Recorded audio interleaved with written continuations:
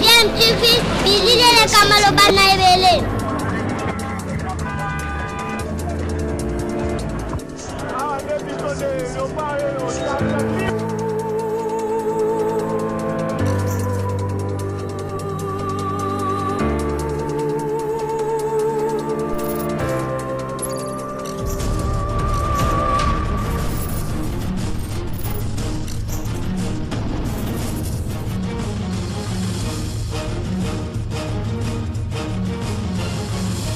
DMTV toujours en avant. Vous êtes sur DMTV, bonjour ou bonsoir, nous sommes heureux de vous retrouver et de savoir que vous êtes nombreux en train de suivre votre chaîne YouTube DMTV, DMTV qui vous apporte l'actualité mais également des analyses et des réflexions sur des sujets d'actualité, des faits sociaux ou encore des réalités telles que nous les observons chez nous en République démocratique du Congo. Nous voulons échanger avec vous sur un sujet d'actualité mais avant, vous le savez, ici à DMTV, nous nous sommes donnés pour devoir, depuis l'apparition de cette maladie à Covid-19, qui a été en tout cas annoncée ici en République démocratique du Congo un certain 10 mars 2020. Ici, nous nous sommes donnés ce devoir donc de vous rappeler et de vous sensibiliser, nous sensibiliser d'ailleurs tous parce que nous sommes tous concernés par les conséquences de cette maladie. Nous devons continuer à respecter des mesures barrières afin de nous protéger nos membres de famille. Vous le savez, la prévention reste notre meilleur atout face à cette maladie. C'est en fait notre meilleure arme pour venir à bout de cette maladie. Alors, nous disons que cache cette visite des deux présidents, en tout cas des deux chambres du Parlement, l'Assemblée nationale, Janine Mabunda, et le Sénat, Alexis Thambwe Mwamba, auprès du chef de l'État, Félix Antoine Tshisekedi Tshilombo. C'est ce que nous voulons essayer d'analyser. Alors c'est sur base de ce communiqué de presse de la cellule de communication du Parlement qui nous a informé en tout cas de cette rencontre qui a eu lieu entre le président de la République Félix Antoine Tshisekedi Tshilombo et la présidente de l'Assemblée nationale Janine Mabunda Lioko ainsi que le président du Sénat Alexis Thambwe Mwamba. Alors je vais vous lire ce communiqué. Ensuite, nous allons essayer d'analyser cela, bien évidemment, ensemble. Alors, communiqué de presse. À la demande de l'institution Parlement, entre parenthèses, Assemblée nationale et Sénat, le président de la République, son Excellence Félix Antoine Tshisekedi Tshilombo, a tenu une réunion interinstitutionnelle restreinte à l'institution président de la République et Parlement ce mardi 13 octobre 2020 à la Cité de l'Union africaine avec la participation de la présidente de l'Assemblée nationale, l'honorable Janine Mabunda Lioko, et du président du Sénat, l'honorable Alexis Thambwe Mwamba. Il a été question au cours de cette séance de travail de la Cour constitutionnelle et de la prestation de serment des juges récemment nommés dans cette institution. Sur ce point précis, le Parlement a partagé sa perplexité et son interrogation sur la prestation de serment des membres récemment nommés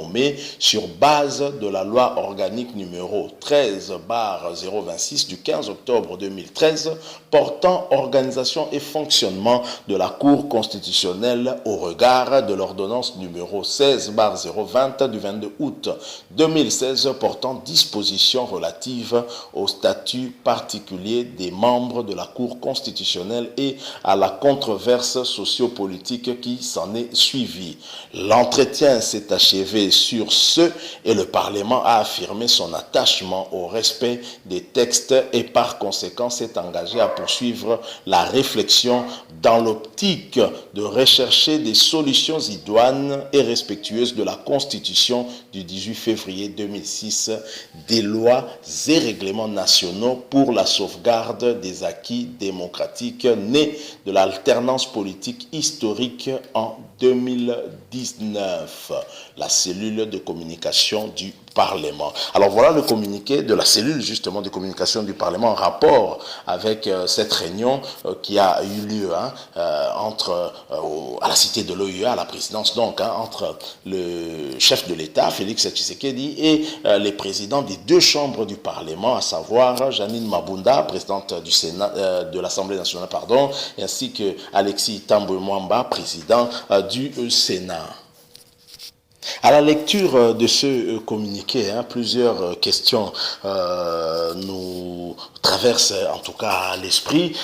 Directement, je pense à Théodore Ngoïa et à ses passages en tout cas au niveau des médias pour justement fustiger le comportement du chef de l'État par ses ordonnances qui, selon lui, auraient violé la Constitution.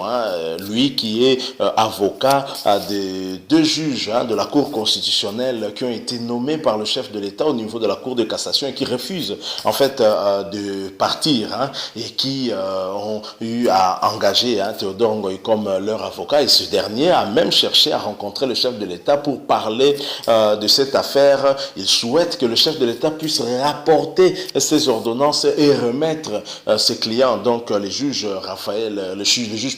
Oboulou et Kilomba, dans leurs droits et qu'ils reviennent et qu'ils restent au niveau de la Cour constitutionnelle, ce qui crée en tout cas un bras de fer. On se souvient même que Théodore Ngoï avait rendu visite à Martin Fayoulou qui l'a soutenu dans cette démarche et qui en fait a parlé aussi de la mise en accusation du chef de l'État. La procédure de la mise en accusation du chef de l'État qui a été soulevée par Théodore Ngoï s'appuierait beaucoup plus sur le Parlement et que les deux chambres du Parlement puissent se réunir en congrès, puissent déclencher en fait cette procédure au lieu de voir l'autre possibilité de la mise en accusation du chef de l'État en allant auprès du procureur, près la Cour constitutionnelle. Alors est-ce que cette démarche des présidents des deux chambres du Parlement, ce n'est pas dans ce cadre-là, est-ce que ce n'est pas une manière de faire pression au chef de l'État Félix Tshisekedi et de le contraindre d'une certaine façon à faire marche arrière par rapport à la situation? Il est clair dans ce communiqué que les deux présidents des deux chambres du Parlement ne sont allés là-bas que pour ces deux juges-là. En tout cas, c'est ma compréhension. Moi, je ne crois pas qu'il s'agit en tout cas d'autre chose. Je pense que ce dont ils sont allés discuter avec le chef de l'État Félix, il s'agit simplement de ces deux juges-là, les deux juges également que l'on dit proches du FCC au niveau de la Cour constitutionnelle, et de conclure que l'entretien s'est achevé. Sur ce, le Parlement a affirmé son attachement au respect des textes et par conséquent s'est engagé à poursuivre la réflexion dans l'optique de rechercher des solutions idoines et respectueuses de la Constitution du 18 février 2006. Qu'est-ce que ce communiqué insinue dans son dernier paragraphe? Ça insinue effectivement que les textes légaux ici dans notre pays, la Constitution n'aurait pas été respectée. Et si ces textes-là n'auraient pas été respectés, c'est dans le chef de l'État justement qui a eu à prendre ces ordonnances. Et donc là, ça rejoint Théodore Ngoï, ce que dit Théodore Ngoï. Ça ne sent pas très bon.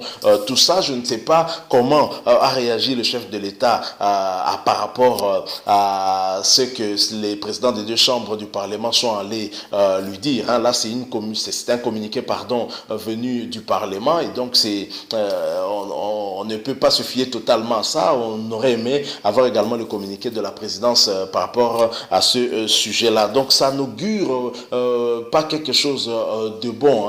Et je pense que ça, c'est un schéma qui est clair. C'est le même schéma que Théodore Ngoï. On voudrait peut-être mettre Félix Tshisekedi contre mur afin que ce dernier puisse céder et qu'il puisse revenir en arrière et rapporter en fait ces ordonnances en nommant les juges Oboulou et Kilomba au niveau de la Cour de cassation et les remplaçant certainement la Cour constitutionnelle par d'autres juges. Voilà la réflexion que nous avons voulu faire par rapport à cette réunion qui a eu lieu hier, mardi 13 octobre 2020 à la cité de l'OUA entre l'institution président de la République, représentée par le chef de l'État, son Excellence Félix Tshisekedi Tshilombo, et l'institution Parlement représentée par les présidents des deux chambres du Parlement, la présidente de l'Assemblée nationale, Jeannine Mabunda, et le président du Sénat, Alexis Tambwe-Mwamba.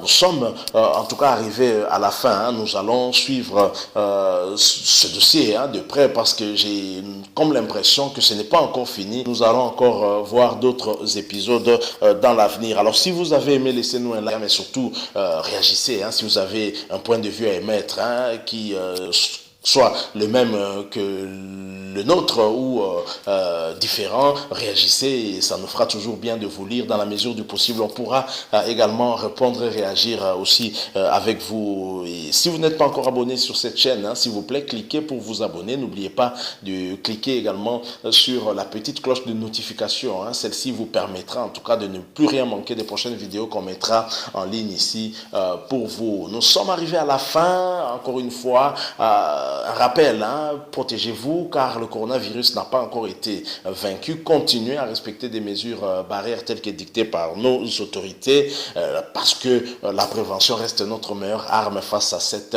maladie. Merci encore une fois à vous pour quelques minutes de votre temps si précieux que vous nous avez accordé. Nous espérons vous retrouver prochainement avec un autre sujet. En attendant, portez-vous bien. DMTV vous dit au revoir.